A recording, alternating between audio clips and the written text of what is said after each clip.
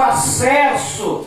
E a Bíblia diz que este jovem, ao partir para esta terra, quando chega nesta localidade, a Bíblia diz que agora ele gasta todo o seu dinheiro vivendo uma vida dissolutamente, uma vida sem controle, uma vida sem parâmetros, uma vida sem alicerce seguro. E a Bíblia diz que lá nesta terra houve uma grande catástrofe, uma grande fome apoderou-se do lugar. Louvado seja o nome de Jesus. Aleluia.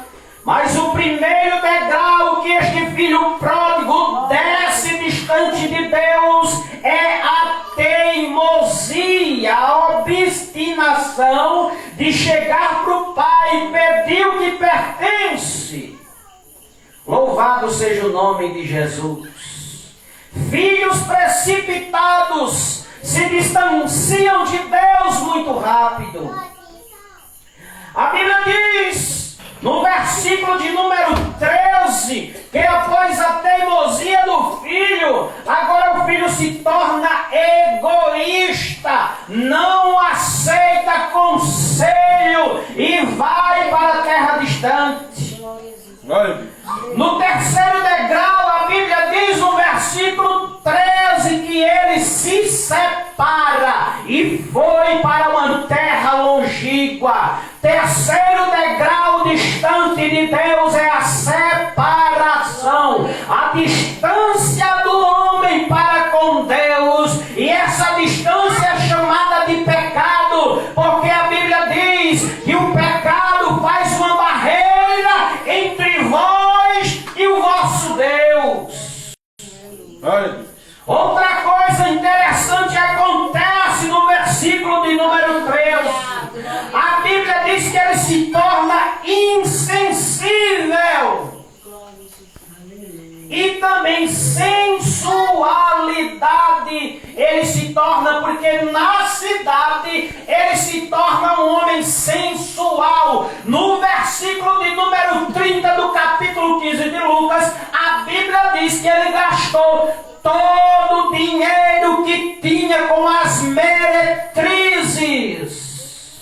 Aleluia. E o capítulo 7 de Eclesiastes, o versículo 29, a Bíblia diz: vede que achei uma coisa mais amarga que a morte, cuja mulher, os seus laços são raízes para levar ao inferno. Louvado seja o nome de Jesus. Quando ele se torna sensual, ele perde tudo que tinha. E além de tudo, no versículo de número 14, a gente vê a destruição espiritual do filho pródigo. O filho pródigo agora está destruído espiritualmente. Não está com conexão com o Pai. Ele não se lembra do Pai. Ele não fala do Pai. Mas quando ele desce mais, no versículo de número 15, a Bíblia diz que ele é humilhado. Homem sem Deus, mulher sem Deus, além de ele ser ou estar morto espiritual, ele é humilhado. A Bíblia diz que ninguém lhe dava nada e mandaram ele apacentar porco. É verdade. É. Aleluia. Homem sem Deus está sujo pelo pecado. Aleluia. Quando no versículo 15 ele está humilhado, porque na cidade tinha havido grande fome, e quando acontece a catástrofe, o comércio cai, não tem mais emprego, aí acaba tudo. Quando acaba tudo, ele se lembra que quando se gasta sem se ganhar, fica desprovido da abundância. Aí agora ele tem que ir trabalhar, porque homem sem Deus, ele não trabalha para Deus, ele vive parado, estável sem a presença de Deus. Glória a Deus, aleluia. Mas agora ele quer arrumar trabalho depois que acaba tudo.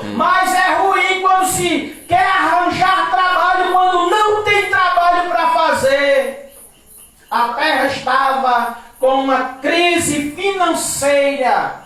Aleluia.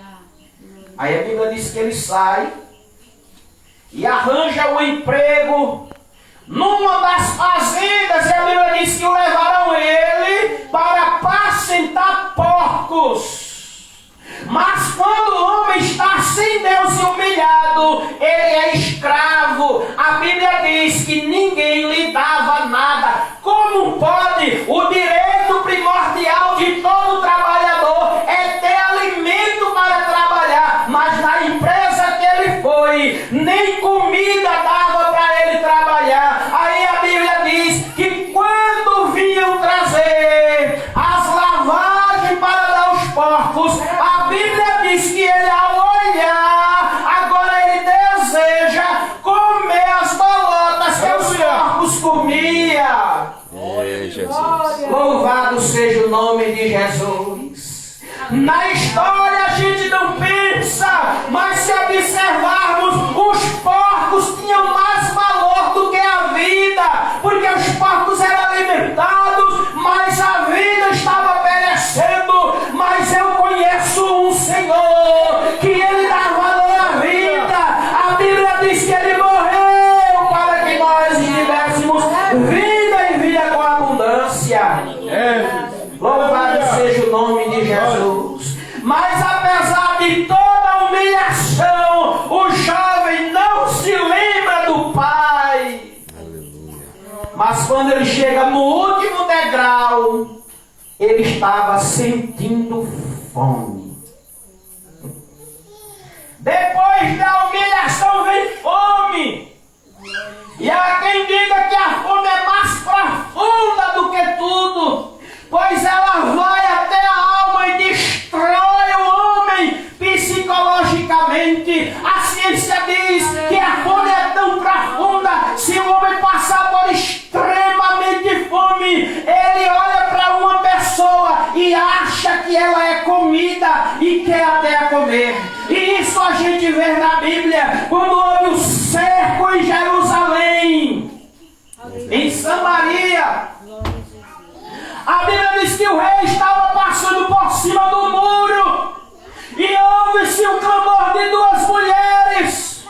E ela dizia: rei, ontem nós concordamos em comer um dos filhos e hoje ela não quer matar o filho dela para a gente comer.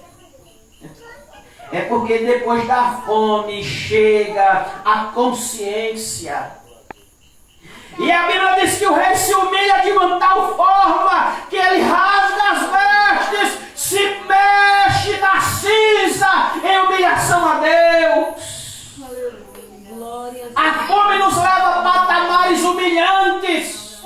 E aqui a fome dele não só era mais física, mas era uma fome espiritual. Quando a fome atacou ele, Joel grita e profetiza: vem dias, diz o Senhor, em quem vierem fome sobre a terra, não fome de pão e nem sede de água, mas de ouvir as palavras do Senhor. Aí a Bíblia diz que agora ele começa a cair em si, ou seja, reconhecimento. Ele olha a situação que está vivendo e diz: ah, quantos trabalhadores de meu pai neste momento estão em abundância de pão e eu aqui estou morrendo de fome. Aleluia. É interessante que a distância dele de Deus não criou a consciência que na casa do Pai não falta é nada. Glória a Deus. Aleluia. Louvado seja o nome de Jesus. Aleluia. Glória a Deus. Quando ele reconhece a ele agora, como vou voltar para a casa do Pai? Aí existe o segundo degrau chamado de resolução, mudança de um estado caótico para um progressivo ao sucesso. Agora, quando acontece a resolução, ele olha e diz: levantar-me-ei, porque ele reconhece que estava deitado, estava distante, estava longe do amor de Deus, longe da misericórdia, Aleluia. longe da proteção. Levantar-me-ei. Glória a Deus. Aleluia. Aí agora ele se arrepende.